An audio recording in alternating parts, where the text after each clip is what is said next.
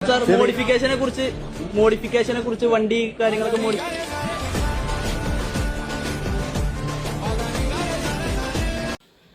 നമസ്കാരം ഗൈസ്.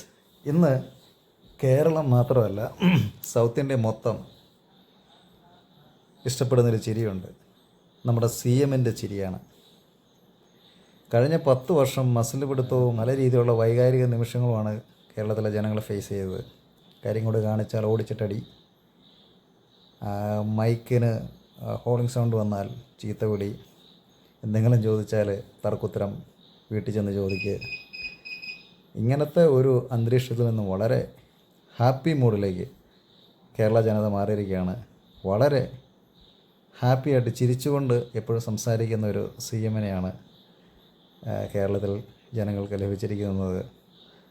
വളരെ സന്തോഷകരമായ കാര്യമാണ്. കേരളത്തിൽ മാത്രമല്ല, ഓൾ ഓവർ സൗത്ത് ഇന്ത്യയിൽ ഇതൊരു ചർച്ചാ വിഷയമായിരിക്കുകയാണ്. കഴിഞ്ഞ ദിവസം ഒരു പയ്യൻ CMനോട് വണ്ടിയുടെ മോഡിഫിക്കേഷനെ കുറിച്ച് ചോദിച്ചപ്പോൾ അദ്ദേഹം ചിരിച്ചുകൊണ്ട് കാണിക്കുന്ന ഒരു ആംഗ്യമുണ്ട്.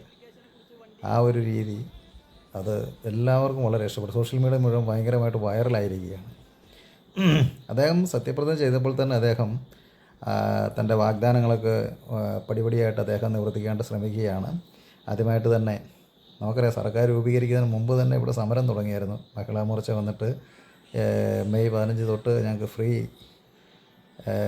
യാത്ര അനുവദിക്കണം എന്ന് പറഞ്ഞുകൊണ്ട് സമരം നടത്തി. സർക്കാർ രൂപീകരിക്കുന്നതിന് മുമ്പാണെന്ന് വിചാരിക്കണം. അതിനുശേഷവും ഇവിടെ നമ്മുടെ LDF അവർ എല്ലാം പ്രതിരോധിക്കാൻ തയ്യാറായിട്ട് നിൽക്കുകയാണ്. ജൂൺ 15 തൊട്ട് ഫ്രീ ആയിട്ട് വനിതകൾക്ക് യാത്ര ചെയ്യാനുള്ള സൗകര്യമുണ്ട് എന്ന് അനൗൺസ് ചെയ്തപ്പോൾ തൊട്ട് സതീശൻ്റെ വീട്ടിൽ നിന്ന് കൊണ്ടുവരുമെന്നാണ് MM മണി ഉൾപ്പെടെയുള്ള ആളുകൾ ചോദിക്കുന്നത്. എന്തായാലും അത്യാവശ്യം നല്ല വിവരവും വിദ്യാഭ്യാസമുള്ള ഒരു മന്ത്രിസഭയാണ് നമുക്കുള്ളത്. ചീഫ് മിനിസ്റ്റർ ആയിക്കോട്ടെ, LLB, LLM, MSW കഴിഞ്ഞ ആളാണ്.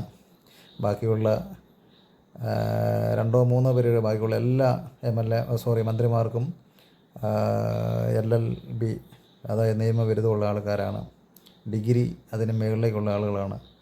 98% മുകളിലും. കാരണം 2-3 പേർക്കേ ഉള്ളൂ ഡിഗ്രി ഇല്ലാതുള്ളൂ ഈ ഒരു മന്ത്രിസഭയിൽ.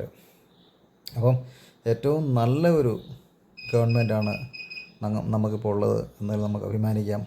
അതുപോലെ കുറ്റം പറയുന്നവർ കുറ്റം പറഞ്ഞുകൊണ്ടിരിക്കുക. ഏറ്റവും നല്ല ഭരണം, കേരളം കണ്ടതിൽ വെച്ച് ഏറ്റവും മികച്ച രീതിയിലുള്ള ഭരണമാണ്.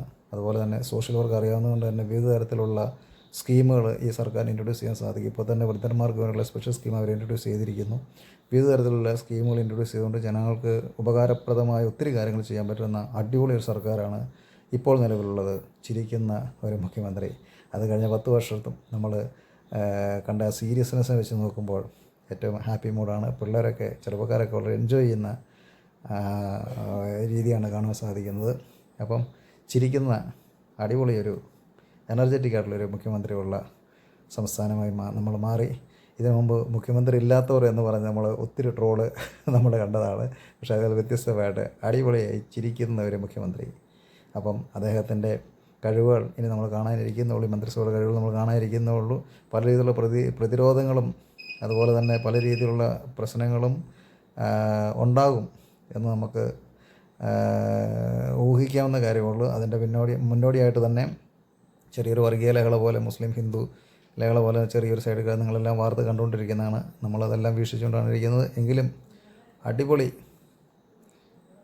ഒരു വൈബാണ് ശരിക്കും പറഞ്ഞാൽ നമ്മുടെ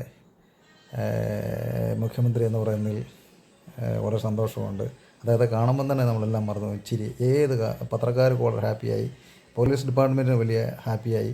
എല്ലാ ഡിപ്പാർട്ട്മെൻറ്റും ഇപ്പം വളരെ കൂളായിട്ട് ഹാപ്പി ആയിട്ടുമാണ് മൂവ് ചെയ്യുന്നത്. സർക്കാർ കൂളായി. ഓക്കെ, അപ്പം ഇതിങ്ങനെ നല്ല രീതിയിൽ മുമ്പോട്ട് പോകട്ടെ. കാണാൻ അടുത്ത വീഡിയോയുമായി ഇതായിരിക്കും. ബൈ.